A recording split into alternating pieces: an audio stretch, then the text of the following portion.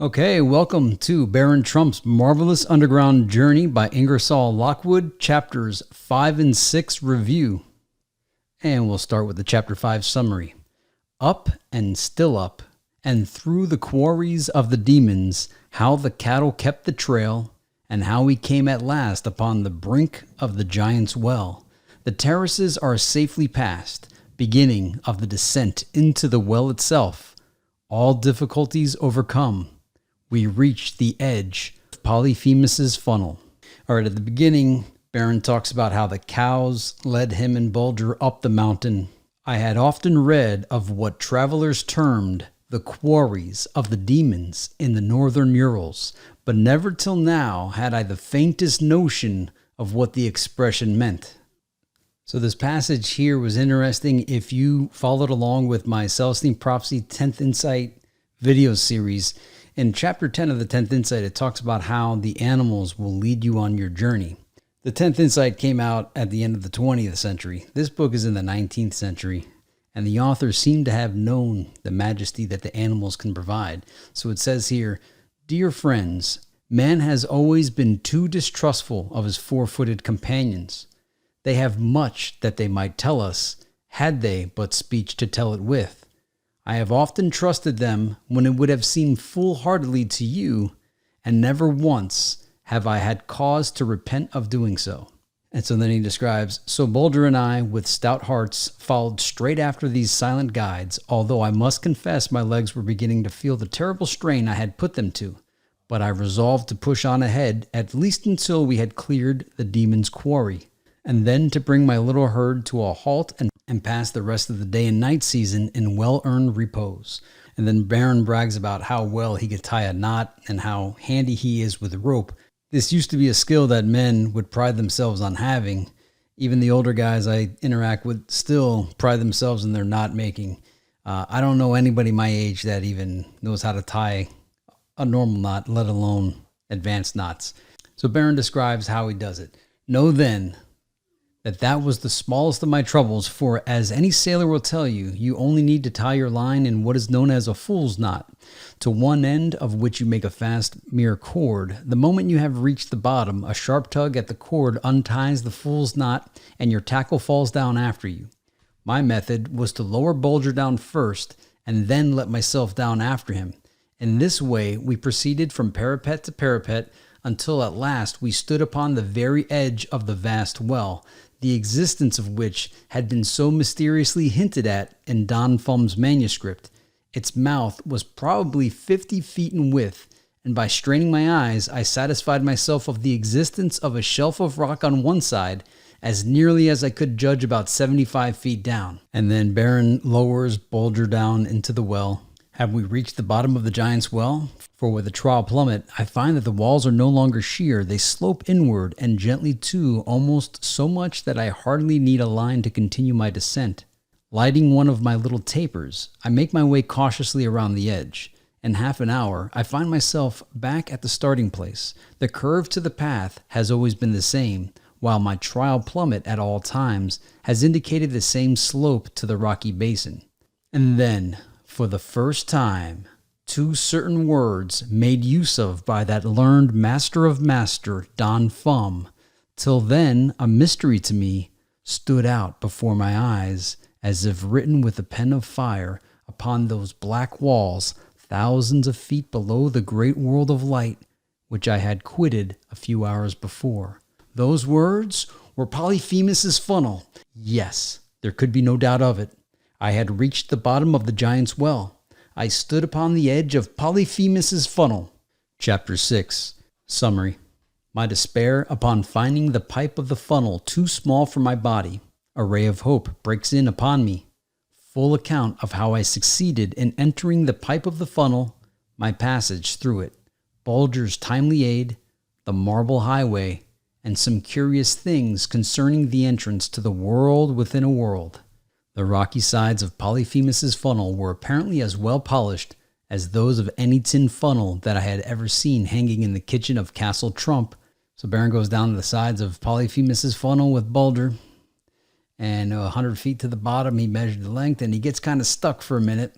He almost thinks that his miscalculation is going to cost him and Bulger their lives, and that he should never reach the wonderful world within a world, that there in that thick gloom must we lay our bodies and bones.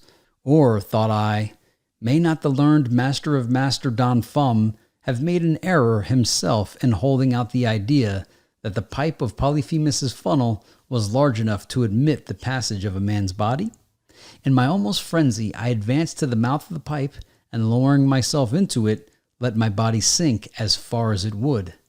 It caught at the shoulders, and after a careful examination, I was forced to reach the brain-racking conclusion that my faithful Bulger and I had traveled our last mile together.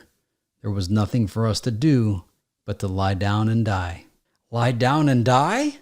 Never! I had noticed in making the descent into the giant's well that its side had much the appearance of being walled around by blocks of stone. With Bulger strapped to my back, I would slowly climb up from shelf to shelf until my strength failed me, and then I would wait until I thought old Juliana had come back to gather herbs, and possibly I might make her hear me. In my despair, I sighed and clutched my own arms, and as I did so, one of my hands came into contact with something cold and slippery, having the feel of tallow. Taking a pinch of the substance between my thumb and finger, I rubbed it thoughtfully for a moment, and then a ray of hope broke through the awful gloom that enshrouded me so pitilessly. It was black lead. There could be no doubt of it. It had made its way through a crack or crevice in Polyphemus's funnel, and I had rubbed it off in sliding down the side. With this greasy material to rub on the inside of the pipe to the funnel, and also to besmear myself with, mayhap I might yet slip through into the world within a world. At any rate, I determined to make the trial, even if I left some of my skin on the flinty rock, in order to collect my thoughts thoroughly, and that I might proceed step by step in that systematic order so characteristic of all my wonderful exploits. I sat down, and putting my arm around dear Bulger's neck, and drawing him against me, I communed with myself for a good half hour. And then we have this cool picture here of Bulger and Baron in front of a woman and some other women, looks like 4 women, and it reads, "Before Her Majesty Galaxa, Queen of the Micamenkes." So Baron then describes how he and Bulger made their way down. These 2 inches thus gained, or rather lost, might be the means by which I would be able to slip through the pipe of Polyphemus's funnel and reach the vast underground passage leading to the world within a world. Putting a noose around my chest just below my collarbone, I drew my shoulders in as tight as I could bear and changed the slip knot into a hard one. Then, having made the other end of the line fast to the side of the funnel, I proceeded to wind myself up, as the housewives often do a big sausage to keep it from bursting. This done, I set about rolling in the black lead until I was thoroughly smeared with it.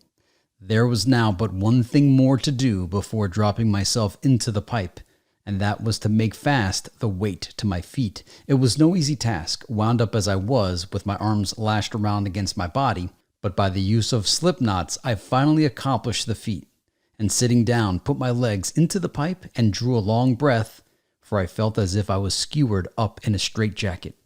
Bending down, I called out to Bulger. He answered with a yelp of joy that brought fresh vigor to my heart. Now was come the supreme moment, which was to witness success or failure. Failure? Oh, what a dread word is that! And yet how often must human lips pronounce it, and in so doing breathe out the sigh in which it ends. Quickly lowering the weight, I wriggled off the edge of the opening and straightened myself out as I slipped into the pipe. Had I stopped it like a cork, or was I moving? Yes, down, down, gently, slowly, noiselessly, I went slipping through the pipe to Polyphemus's funnel. What did I care how that weight caused the line to cut into my ankles? I was moving. I was drawing nearer and nearer to Bulger, whose joyous bark I could hear now and then, nearer to the inner gates of the world within a world. But woe is me! I suddenly stopped, and in spite of all my efforts to start again by twisting, turning, and shaking my body, it refused to sink another inch, and there I stick. Oh, Bulger, Bulger, I moan, faithful friend, if thou couldst but reach me, one tug from thee might save thy little master. I could feel that my knuckles and fingertips were being bruised and lacerated by this arduous work. But what cared I for the keen pain that darted from hands to wrists and wrists to elbows? It was like a twisting screw slowly through a long nut. Only the thread in this case was on the nut and the grooves in the screw, and that screw was my poor, bruised little body. All of a sudden, by the swinging of the weight, I could tell that it had passed out at the lower end of the pipe. It was pulling cruelly hard on my tender ankles, but I could twist myself no more. My strength was gone. I was at the point of swooning when I heard Bulger utter a loud yelp, and the next instant there was such a strong tug at my ankles that I sent forth a groan. But that tug saved me. It was Bulger who had leaped into the air, and catching the rope in his teeth and had dragged his little master out of the pipe of Polyphemus's funnel. We all fell into the same heap, Bulger, I, and the weight, fully 10 feet, and very serious might have been the consequences for me had my fall not been broken by my striking on the pile of my clothing placed directly under the opening, and, dear friends, if you talked until the crack of doom, you could not make me believe that my 4-footed brother hadn't placed those clothes there to catch me. So Baron gets stuck again and describes how he tries to get out of it, and then he thinks he's doomed, but then Bulger yanks at his ankle and pulls him down, and Bulger saves the day yet again. And as he falls down, he lands into some clothes, and he thinks that Bulger had put the clothes there to break his fall. Then, stooping down, I made an examination of the floor. It was composed of huge blocks of marble of various colors, polished almost as smooth as if the hand of man had wrought the work. And then I knew that I was on nature's marble highway, leading to the cities of the underworld which Don Fum had mentioned in his book, and I remembered too that he had spoken of nature's mighty mosaics, huge fantastic figures on the walls of these lofty corridors, made up of various colored blocks and fragments laid one upon the other as if with design, and not by the wild, tempestuous whims of upbursting forces thousands of years ago, when the earth was in its mad and wayward youth. After a rest of several hours, during which I nursed my torn hands and bruised fingers, Bulger and I were up and off again along this broad and glorious marble highway. Strange to say, it was not the inky darkness of the ordinary cavern which filled these magnificent chambers through which the marble highway went winding in stately and massive grandeur. Far from it. The gloom was tempered by a faint glow that met us on the way ever and anon, like a ray of twilight gone astray. Anyway, Bulger, I noticed, could see perfectly well, so tying a bit of twine to his collar, I sent him on ahead, convinced that I could have no surer guide. At times, our path would be lighted up for an instant by the bursting out of a little tongue of flame, either on the sides or from the roof of the gallery. I was puzzled for quite a while to tell what it proceeded from, but at last I caught sight of the source, or rather the maker, of this welcome illumination. It proceeded from a lizard-like animal which, by suddenly uncoiling its tail, had the power to emit this extremely bright flash of phosphorescent light, and in so doing he made a sharp crack, for all the world like the noise of an electric spark. Bulger was delighted with his performance, and on one occasion, not being able to control his feeling, he uttered a sharp bark, whereupon apparently 10,000 of these little torch-bearers snapped their tails at me at the same instant, and filled the vast place with a flash of light of almost lightning-like intensity. Bulger was so frightened by the result of his applause that he took good care to keep quiet after this. So that concludes the review of chapters 5 and 6. Will chapter 7 bring us to the world within the world? Subscribe to find out. We'll see you in the next one.